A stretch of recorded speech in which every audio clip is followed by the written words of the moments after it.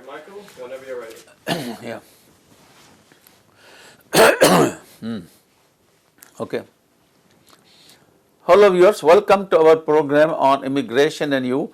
I am your immigration attorney Michael Fulwani, and once again we have with us my law partner David Nachman. David, welcome. Thank you so much, Michael. Always a So pleasure. if you recall, those of you who watched our program last week, we were talking about a new visa bulletin which also provides filing of 485 applications in advance of the priority date. So we're going to continue in few seconds. That there are a lot of things to talk about that, maybe this program or even the next program, so please keep watching us. But before we do that, David has an announcement to make. So I wanted to just let everyone know, and we actually had put up a slide last week about this event. Tomorrow, actually Sunday, September 27th, at 3 o'clock p.m. at the Kerala Center in Elmont, New York. And there'll be free parking available and refreshments. There's going to be a U.S. immigration law update 2015. Of course, at that program, we're going to have an opportunity to further discuss some of the burgeoning issues in the immigration field. And Michael and I, and also Anand Ahua will be Ahuja. Anand Ahuja will be at that program, all immigration lawyers, to answer your questions. And also Dr. Thomas Abraham, who is, of course, active in Gopio, New York. He was actually nice enough to invite us to make this presentation. So we're looking forward to seeing our viewers, our friends at that event.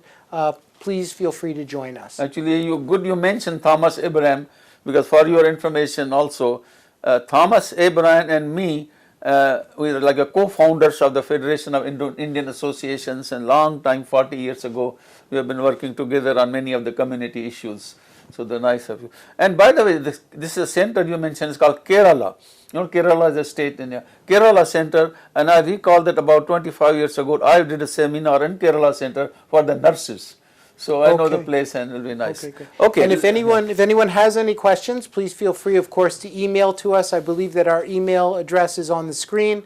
You can feel free to email to us or to give us a call at 201-670-0006. If you dial extension 107 or extension 100, give us a call. We'll be more than happy to provide you with information about this There's program. no admission fee. You are welcome. You don't need to get a separate invitation. You are all invited, and there's no admission fee. Come in, ask. This is always we do. When do a seminars on immigration, people have a lot of questions. Doesn't have to be related to the bulletin or any particular thing, or even the topics that are mentioned. Any questions come to your mind, we are always there to answer. Absolutely. I mean, when you used to do India, I used to say, they used to rush him. I said, don't have to rush. We will not leave this place until they shut the lights down. So, Exactly. so we will be there. We'll answer all your questions. Okay, let's continue now. What we talked about the visa bulletin for the month of October, and what about the new part of the bulletin? Second part of the bulletin is the dates before which you can even file 485, even if your priority number is not available. As we said last time, this program of filing in advance the 485s does not speed up your getting the green card. So what is going to happen once you file the 485, you have to wait all the time that is normally required until the priority number becomes available. So very quickly, I think we talked about in the last program about how soon can they file the 485s, but I'll give you the dates. In the first preference category, family first preference, you can file before January 1, 2008, and your date obviously has to be 2009, May 1, 2009. Now, some of these categories, the difference is not like years and years. For example, the cutoff date for this category is January 1, 2008, but you can file any time before May 2009.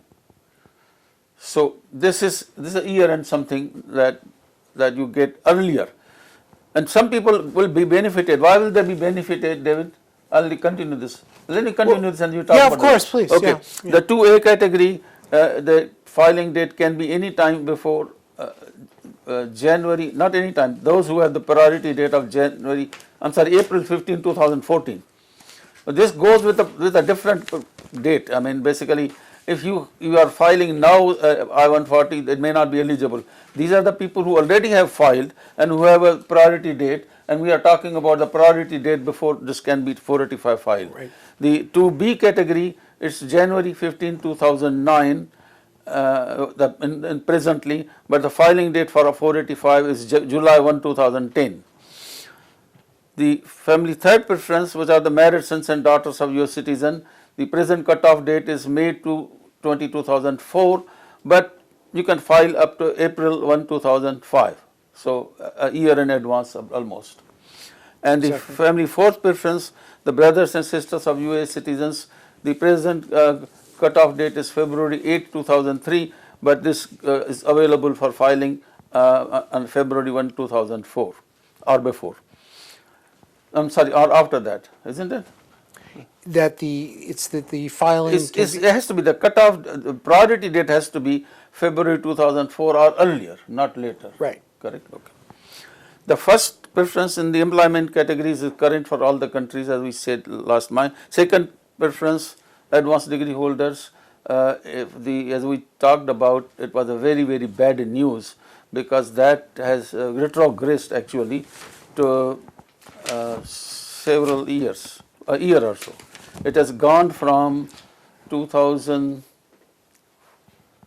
I think, 6 to 2005. It has Right. retrogressed. Yeah, I don't have the Yeah, it's a exact numbers retrogress. there, yeah. But this makes up, I mean, but people say, oh my God, it went back 1 year. But listen, you can file it. What's the date? You know that? Earlier. July 2011. Yeah. If you have a priority date of July 2011 or even before that, anytime you can file now. Right. And this, oh, by the way, I forgot to mention, this program starts from October 1st. Correct. So if you have your cases pending with the lawyers or you need any assistance on those cases, you get ready and ready to talk to your lawyer, and of course those are our clients. Please also make sure that you contact us if you have any cases with us or any other people that need assistance on this matter. They can always contact our law firm and be more than happy to assist them. Exactly. I mean, I think it's really important. The numbers, the actual dates are available online and they're at the website, so you should take a look at them. But the most important thing for you to do is, and we've actually been flooded with calls this past week and the week before, and the reason why is because people don't understand exactly how this applies to them. But what they need to do is they need to look at their priority date and they need to compare the actual priority date, and the priority date was the date that you filed your case, and it's on your I-140 receipt notice. Okay, it says priority date, or on your I-130, there's going to be a priority date. And then what you do is you take a look at these filing dates and see whether you'd be able to file earlier. So that's the key. If you can file the cases earlier, then you get the benefits. So let me finish So it that applies too. both Yeah. for employment-based Yeah. and for family-based. Okay, so- It does not apply to the diversity lottery. Correct. Diversity lottery applies, now diversity lottery still goes according to the charts that are put forth on the Visa Bulletin for the diversity lottery program. So Okay, let me go ahead, finish Michael. the. Yes, go ahead, please. The remaining categories are the employment third preference, which are the skilled workers and professionals.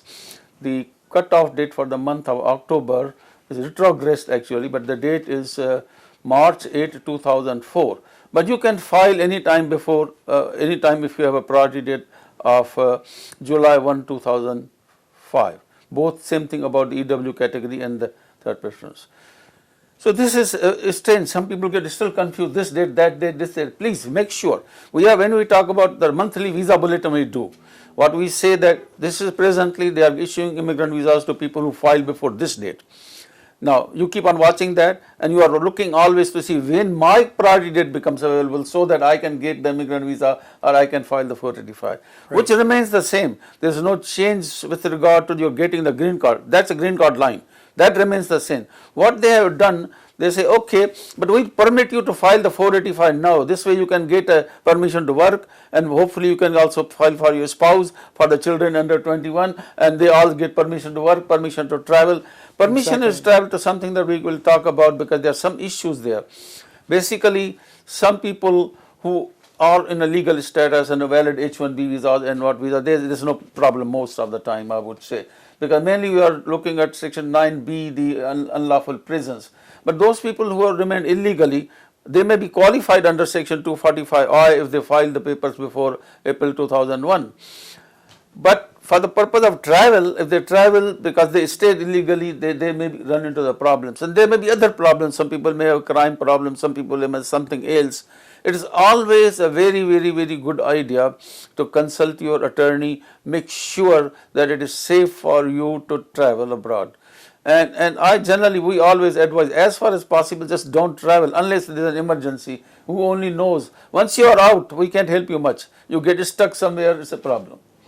Right? Okay, exactly. Whether it's a CBP or Congress, some problems can be solved, but I'm saying it's a hassle.